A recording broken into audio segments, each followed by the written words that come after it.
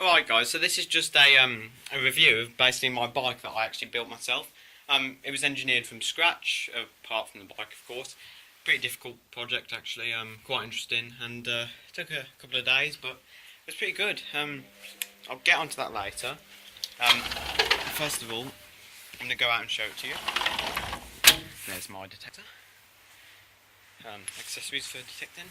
That's what I used to clean the bike, just to maintenance and renovation. This is the old wheel from the bike before the conversion to electric. It's got the reflector there. Decent hub, 26-inch wheel size, 6-gear sprocket there. Also 6-gear on the conversion. That's my helmet, as you can see, pretty aerodynamic sport helmet. There's my dad's detector, quite a lot better than mine, but there you go.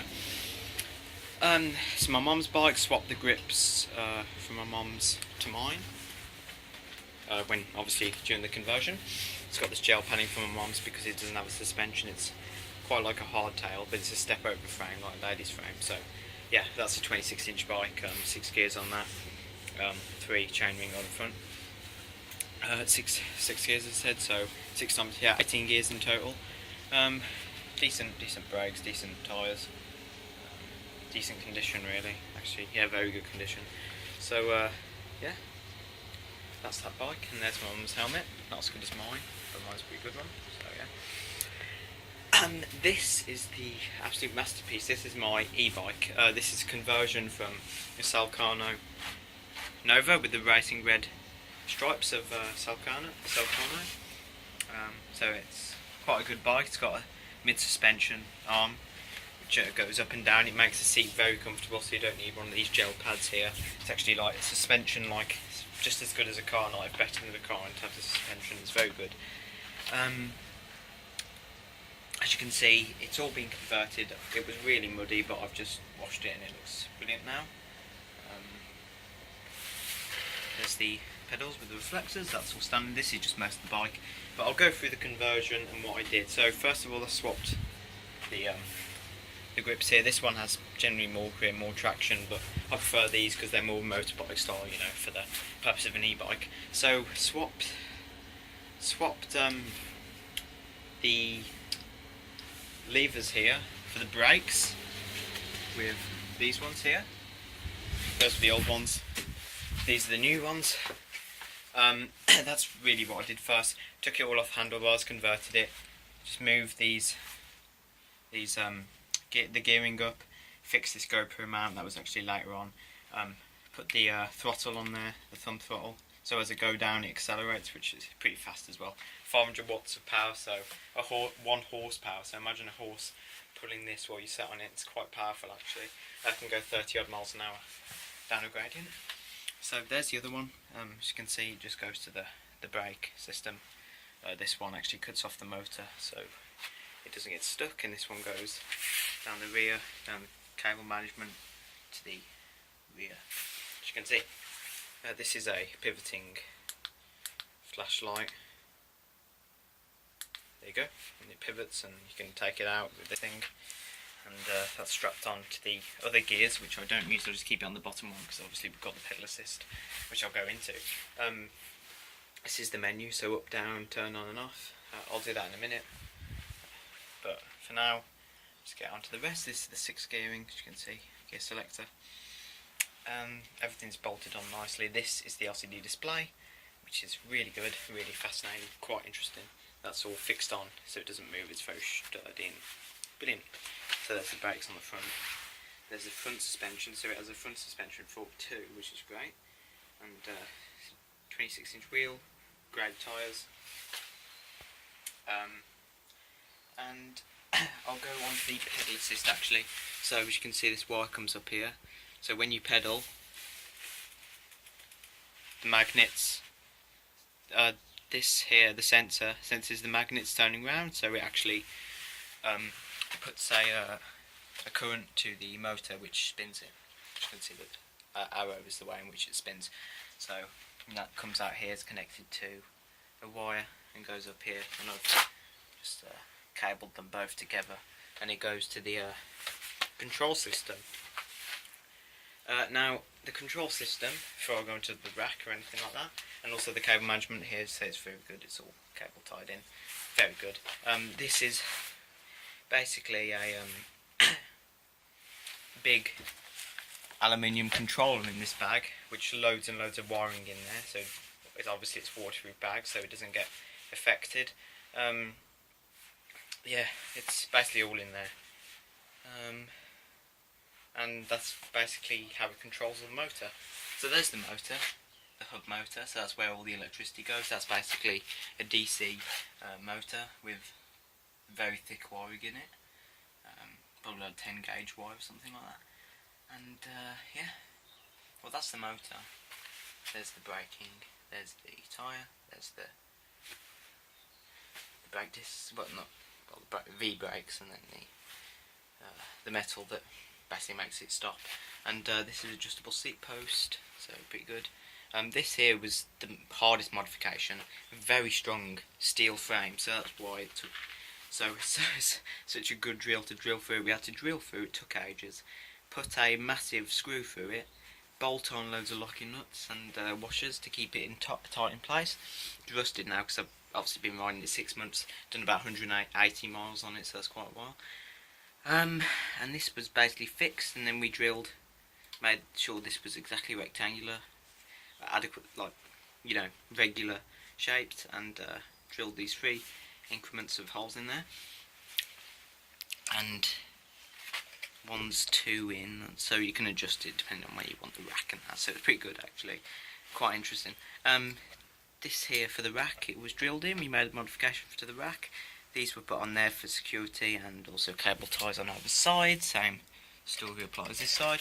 And this goes to this here, which is it might move, but that'll never come off. I mean, they're all fixed on there.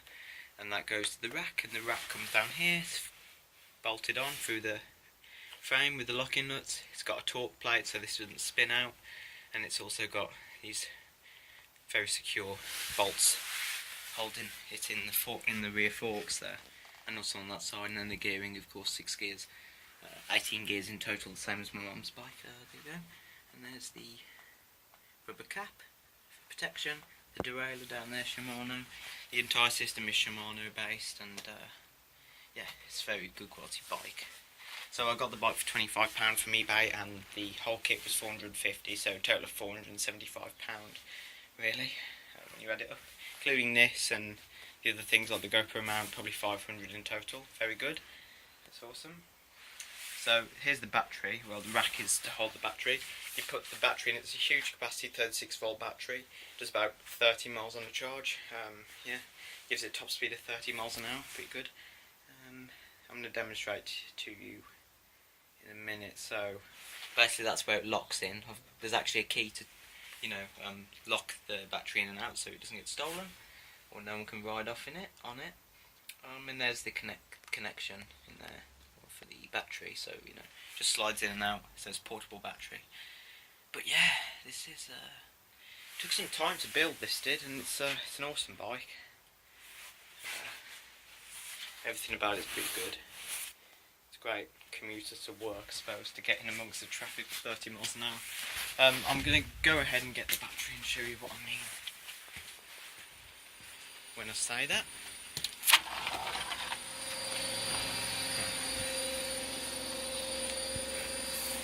So,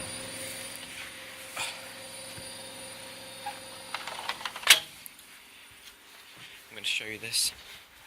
Give me a minute. Just going to put it here for a moment on top of the freezer. So this is the battery here.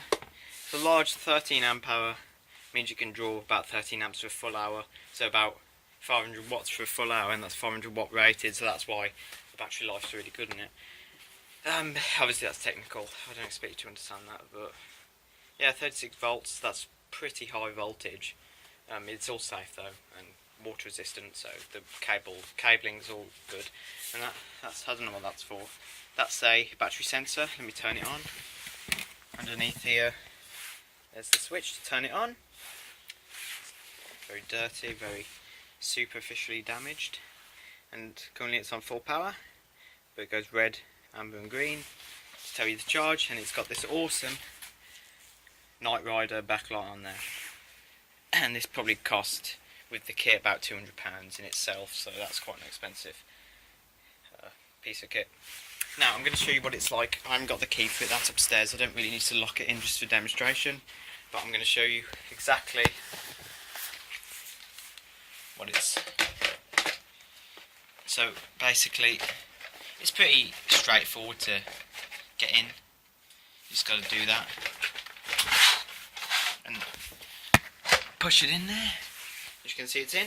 So we switch it on and all the current is going to that. So imagine what it's like to ride at night with that thing on. It's incredible. And I've also got a front light which flashes, so it's pretty much like a motorbike, I must admit, in terms of technology it uses. Now I can now switch this on. I did switch it off, didn't I? Yes. Yeah, I did. There you go. Let me just put the backlight on. It's a backlit display. As you can see, you've got miles per hour here, the level of assist, which you can change, backlight indication, trip time, so obviously like in a car you reset the trip, it tells you how far you've been. You've got the mileage, so it tells you the distance. You've got the external temperature, so the temperature where I'm standing is now 7 degrees according to this. That's the watts, the amount of power that goes through the motor. Watts is voltage times current, so the amount of watts you'll be getting will be the power multiplied, the current multiplied by the voltage. So it's currently running at, let me get that menu, 41.6 volts times that by probably a maximum of 23 amps in here. You'll get about 700, 800 watts max. It's 500 watt rated, but up to about 1.5 horsepower, so it's quite powerful. There's the maximum speed I've been, 30.5. Well, in the last test I have been up to 35 miles an hour in this, which is quite fast. There's the motor temperature, the odometer, so the amount of miles I've done in total, which is 172.9, and that's the average speed, 7 miles an hour. That was in the test I just did. That's to turn off this, and I can't demonstrate it, but it also has this cruise control function. So when you're actually like riding above 6 miles an hour and hold this down, let go, it says C here instead of assist, and it carries on at that speed as long as it can manage, so it's incredible. And there's this walk assist, so you hold this down when you're stationary and it just takes you along at 3 miles an hour, which is good. And it's got the backlight, as I said. But yeah, and I'm also going to demonstrate it as well. So just let me. I don't know how I'm going to do this actually. Okay.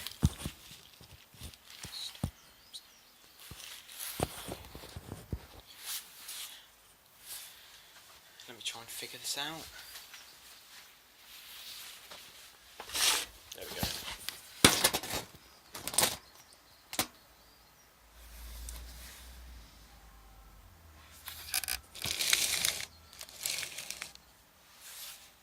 Right, so this is what happens when you've got power.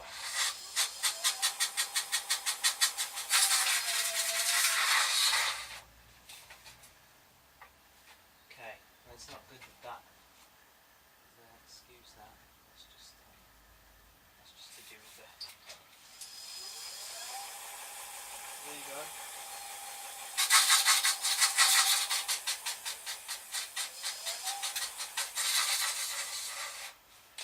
That's just the brake rubbing on there.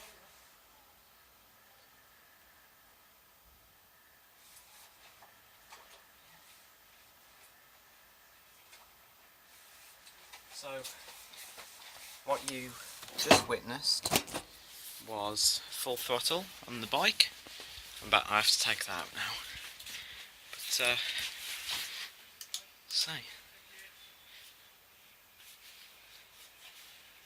it's particularly interesting. So, yeah, that's the bike.